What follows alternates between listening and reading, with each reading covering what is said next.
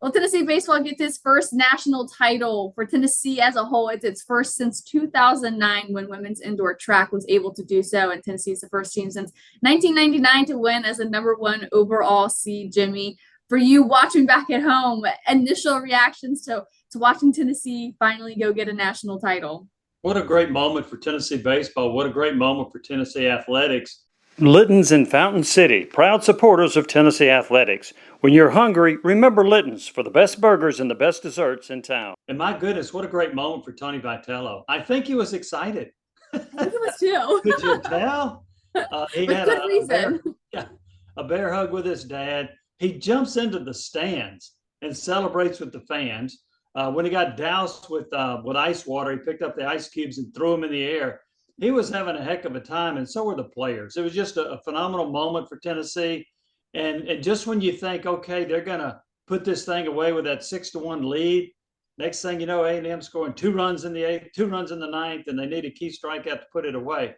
The celebration was phenomenal, but just a great moment for Tennessee. And to think of where that program was before Tony got there, and what he has done with 3 College World Series appearances in 4 years, first team ever in the SEC to get 60 wins in a single season. And by the way, this is a pretty good conference. This is a conference that's won 5 College World Series in a row by 5 different teams. And only one of them came within a notch of that 60 win total, and that was Vanderbilt. But what a great game for Tennessee to pull it out, and the excitement. And you don't have a whole lot of extemporaneous parades around Knoxville, but by golly, you're going to have one tonight. Yeah, as soon as they get off the plane on the tarmac, right over to Gay Street downtown, and the team and fans will have that parade. You mentioned the lemonade stands and kind of where the program started in 2017 when Vitello got here. But how impressive is it not only to go from that lemonade stand in his first year here, but to win the title in the programs and or under Tony Vitello's first appearance in the finals? Well, by the way, how much lemonade do you think he could sell if he tried to tonight on Gay Street? I don't care what the price is for a cup of lemonade from Vitello, they'll sell out. $10 shots of lemonade. Yes. Yeah, it's amazing to think about this, Paige. When he took over, Tennessee lost 21 SEC games in 2016, and then in his first year of 2017, they lost 21 SEC games. They lost 14 games, period, this year.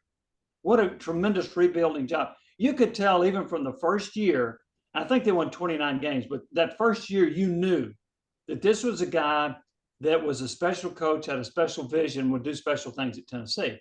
And certainly he has done that. But to make this climb, it's kind of interesting to think that some people might still view 2022 as the best team he had. But by goodness, when you look at what this team accomplished, they didn't have the greatest starting pitching, but it was effective when it needed to be. They had 5 players that at least 20 home runs. They played bomb squad ball. They hit a bunch of home runs, and they were fun to watch. Every now and then they'd have a defensive lapse, but they found a way to overcome it. They were resilient, and I just think he's done a masterful job of building a program, not a team, a program. And it's hard for me to think that Tennessee will not be a team that, as long as Tony Vitello is Tennessee's coach, I think they will continue to knock on the door and getting back to the College World Series.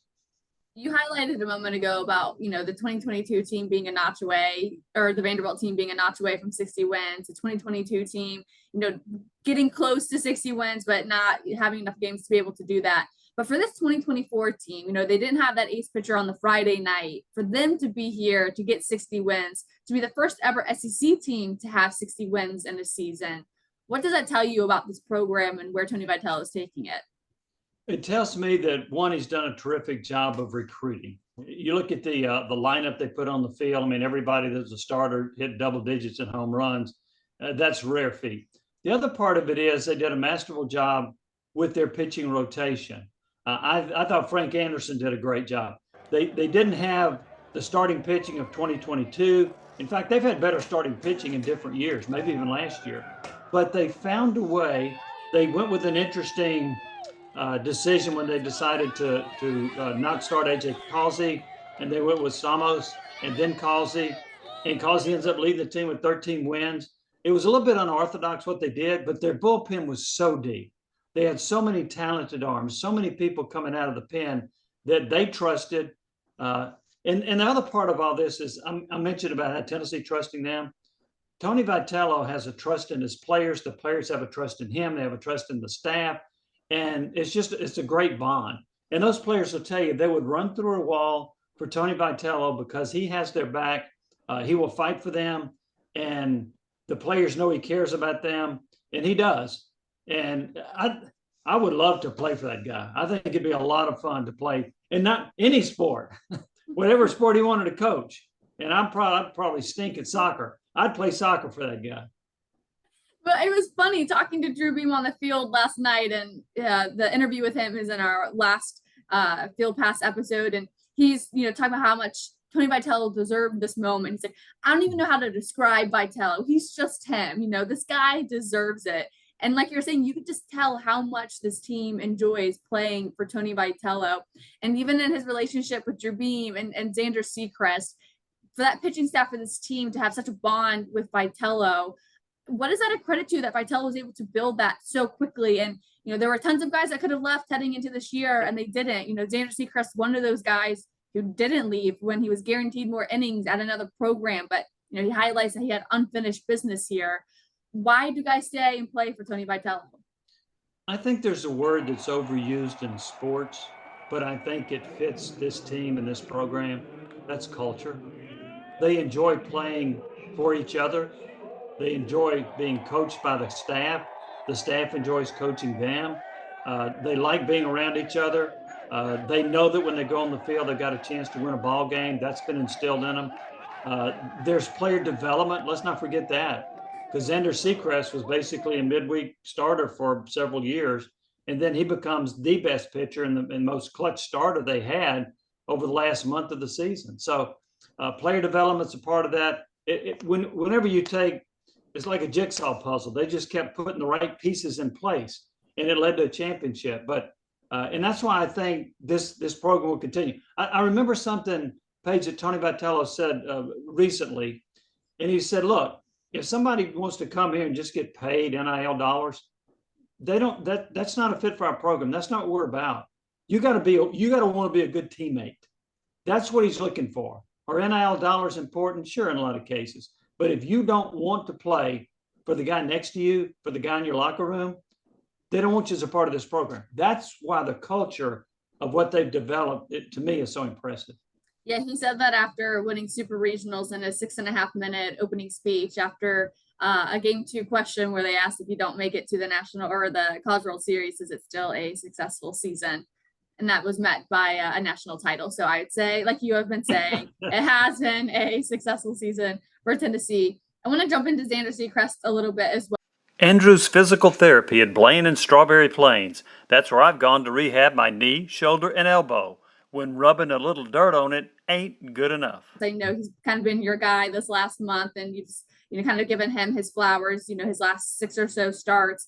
That 5th inning for Xander Crest ended up being his last complete inning on the mound for Tennessee. 3 up, 3 down, all swinging strikeouts. After the game, he says he wasn't sure if that was his last inning, but he's going to let it rip. He thought he struck out one guy, had to get another pitch in to get the strikeout, the punch out. For him to cap off his career at Tennessee in the way he did, I think it was 4.1 innings, just kind of your reaction to what we saw from Xander, this weekend, and especially in that final game. He was terrific. And as a senior, how proud he's got to be to come through in those moments. If you want to label, for example, Dylan Dreiling as the clutch guy through much of the season, but in particular the College World Series, you've got to label Xander Crest as the clutch pitcher over the last month plus of the season. My calculations, his last 6 starts, he's 5-0. His earned run average was about a 1.20. That's special. And think about it, late in the year, he's pitching against quality opponents. He's pitching against teams that are averaging 8 or 9 runs a game. And he's pitching in clutch moments and getting it done. I mean, he needed a good performance to beat Evansville, and they did that. And then they needed a great performance against A&M. He delivered there. He was just terrific. And I mean, this is something he'll be able to not just tell his kids, but his grandkids about what a great moment it was. And I'm going to say this, and it may not sound right, but I'm not sure he'll experience a more exciting moment the rest of his baseball career. And he may pitch in the minor leagues. Maybe he makes it in the major leagues. The only thing it would top it would maybe be a World Series win in the major leagues. But I don't know if he's going to have a finer moment in his career than what he has experienced over the last 4 or 5 weeks of the season. I know game 3, the saying in the caption is, 9 innings for the rest of your life. I think for many of these players to be the team that wins the program's first national title, I'm not sure, many moments will ever top it. I mean, even Drew Beam afterwards, he's like, I don't know what to feel. I've never felt these emotions before. I'm happy, I'm crying. And, it was a whirlwind of emotions for this team. And you mentioned it off the top too about Hunter Ensley and that sliding dive, that cut into the infield to avoid the throw at home to get that home plate save. And it ended up being massive because it was a one run margin win for Tennessee. Describe watching that football move as he dives to home plate to get Tennessee at 6th run of the game. Well, one of my first thoughts was this is a guy that had missed a couple of games due to an injury. He was bothered by his hamstring. And I'm wondering if he would have the speed to score. So he comes around third base, and he actually said that Dean Curley was telling him to slide to the inside. And he went, I should say, depending on how you look at it, to the other side of the catcher. So rather than, I guess I'd say outside of that, infield, he cut it back toward the infield, and the catcher kind of swiped at him, missed him. And for him to make that dive at the last second, kind of ignoring the signal he got from his teammate, and to go past the plate, reach out with his hand and touch it. To me, I kind of knew the catcher didn't touch him when the catcher went after him. Yeah, and tried to tag him again. Yeah. Yeah. So you kind of knew that the catcher had missed him. What an acrobatic move. This is a guy that's a former quarterback. So apparently as a quarterback, he knew how to evade a rush. I'll give you that. But I thought that was just a marvelous play. It's one of the greatest slides I've ever seen in baseball at any level. For him to do that and to have the presence to cut inside, to reach out with his hand, to catch the plate. And as you said, it ended up being the game-winning run because it was the 6th run of the game, and Tennessee ends up winning 6-5. So I thought that was a critical play in the ballgame. We've seen a lot of tough defensive plays. It was nice to see a tough offensive play for once in this College World Series. But you look at the 4 fantastic defensive moves, Hunter Ensley going into the wall, Kavar Sears going into the wall, the diving catch he made, and then the diving catch Dalton Bargo made. And then I think an honorable mention can go to Dylan Dreiling, who backed into their bullpen to make a catch earlier in the College World Series. But I mean, for this team to lay it all on the line, I mean, what was it like kind of for you to be able to watch them do that and really put their bodies on the line for Tennessee? Yeah, what impressed me about what they did was this was a team, and we've touched on this before, they could beat you in so many different ways. And did they make a few errors? Yes, they did. But did they make some great catches? Yes, they did. I thought another play that was pretty special was when one of the A&M hitters bounced it over Blake Burke's head, and I thought that's a base hit. And nope, Christian Moore's right behind him. And then you see Burke hustle back to the bag to get that out. That was a key moment as well. So they could beat you with good defense. They could beat you with pitching. They could beat you with starting pitching, middle relief pitching. They could beat you with home runs. They could beat you with doubles. There were so many different ways that they were a difficult team. They were difficult out. And the opponents would tell you that. And it was a team that I thought just exuded a lot of confidence that even when they were down, in particular, like in that Florida State game, they had a belief that they would find a way to win. And they did so. And boy, to get to 60 wins against that competition, against that schedule, I don't know what Tennessee's strength of schedule was by the end of the year, counting the College World Series teams they played. I bet it was in the top 3. To get 60 wins against that schedule, what a remarkable job for this team. Very deserving. And that's why they're going to have a parade. Yeah, that's why you need a parade. There's nothing more contagious than winning, right? You look at these last 3 years on Rocky Top and just, starting with Coach Josh Heupel in 2022, and then you have men's basketball last year, and then baseball this year, softball getting to the College World Series a year ago. What will this do in the new calendar for sports as football gets ready to take the field here in August? obviously they're wanting their own titles, their own wins as well. But what does the national title victory do for the rest of Tennessee athletics? I think it carries some momentum with it. It was interesting. So Tennessee won 3 consecutive SEC All Sports trophies. Mm-hmm. And there were some people that were writing, well, yeah, but they hadn't won a national championship. Okay, well. Take that off the table. Now they have. But I do think there's some momentum with Tennessee, with the national championship. But even with SEC championships, I think that carries over. And you saw in the stands, Rick Barnes. You saw Josh Heupel in the stands. You saw Peyton Manning in the stands. And I got a kick out of this. And Christian Moore's like, hey, where's Morgan Wallen?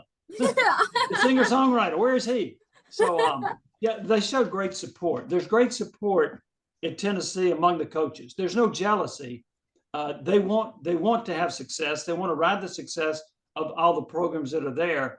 And I think it's neat to see coaches of other sports at events like that. I think it's neat to see athletes in other sports supporting each other. And they have built a wonderful culture there. I give Danny White a lot of credit for this. 2020 Ford Mustang convertible, $23,990. 2016 Toyota 4Runner SR5, $25,990. 21 Lincoln Aviator, $53,970. Local you trust, pre-owned vehicles you can afford. Ray Varner Ford, your East Tennessee Ford dealership. I give him credit. He didn't hire Tony Vitello. We all know that. I give him credit for not coming in and saying, I got to hire all of my coaches. No, he looked and he said, if that's a successful coach, Karen Weekly, Rick Barnes, I don't need to go out and blow up that program and bring in, quote, my guy. I'm going to support this person and help them any way I can to win. And I think he's done that. In fact, I was texting with Danny White last night and I said, you told me at the SEC spring meetings in Destin, the best was yet to come. And he said, yep, and there's still more to come. So he's excited about what the future is for Tennessee sports. And they're already the best program in the SEC and have been for 3 years. And they can get even better. So Tennessee wins the College World Series. They win the SEC tournament and they win the SEC regular season championship. To win that all outright, get 60 wins on the year. What's the most impressive thing Tennessee you think has done this year to be able to do that? The most impressive thing they've done, I'm going to go to the way they manage their pitching staff, because they thought that A.J. Russell was going to be one of their weekend starters and may end up being one of their 2 best starting pitchers along with Drew Beam. So he has an injury. He's out. So how do you work around that? You end up starting a relief pitcher and then bringing in a starter in Causey. You end up developing Xander Crest, a midweek starter, into a heck of a pitcher to close out series, to close out big games. You developed a bullpen that was very deep, and you could go 6 or 7 deep with that bullpen. And so I'm gonna say what they did with the pitching staff impressed me the most. Their team ERA, I think it probably ended up in the top 5 in the nation. And I don't think there was a lot of bickering about potential starters like Nate Snead going to the bullpen. They were okay with that. Kirby Cannell didn't finish the game last night. I thought they might give him the 9th inning to see what he could do. They went back with Aaron Combs. He didn't complain about that. I think there was a supportive nature about this team, in particular the pitching staff. So I think what they did with that staff. Now, I know you can say, well, look at all the home runs, and that's impressive, no doubt about it. But I thought they had a hole in the pitching staff when Russell went down. And for them to manage what they were able to do with that staff, I'm going to put that at number 1 on my list. After the game, Rick Barnes said that there's nothing better than wearing Tennessee orange, which has a nice ring and timing to it. What does Danny White do with Tony Vitello's contract to keep him in that specific Tennessee orange? Well, if he, I don't think anybody's going to pry Tony Vitello away from money. I know there have been some rumors about the Texas job. There have been some rumors about the Longhorns willing to open up the bank account and pay Tony Vitello. I don't think he would leave just for money.